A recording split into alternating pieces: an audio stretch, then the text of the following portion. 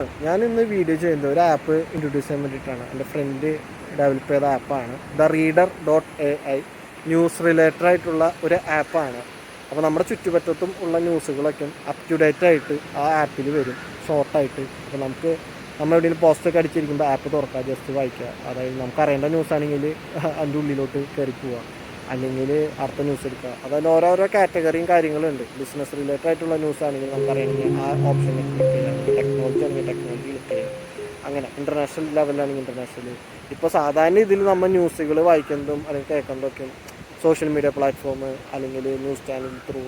Social media പ്ലാറ്റ്ഫോമിൽ through എന്ന് വെച്ച് കഴിഞ്ഞാൽ നമുക്ക് അറിയാൻ പറ്റുന്നത് ഹെഡിങ് കണ്ടിട്ട് അതിൻ്റെ ഉള്ളിൽ കയറുമ്പോൾ അതിൻ്റെ ഉള്ളിൽ കാമ്പായിട്ടൊന്നും ഉണ്ടാവില്ല. അത് കേരളത്തിലോ അല്ല ഇന്ത്യയിലോ അല്ല, നമ്മൾ കേൾക്കാത്ത ഏതോ രാജ്യത്ത് നടക്കണ ന്യൂസുകളൊക്കെ ആയിരിക്കും അവർ ആ ലിങ്കിൽ വെച്ചേക്കുന്നത്. ഹെഡിങ് കണ്ടു കഴിഞ്ഞാൽ ഏതാണ്ട് നമ്മുടെ തൊട്ടടുത്ത് നടന്ന സംഭവമായിട്ടായിരിക്കും അത് ചിത്രീകരിക്കുന്നത്.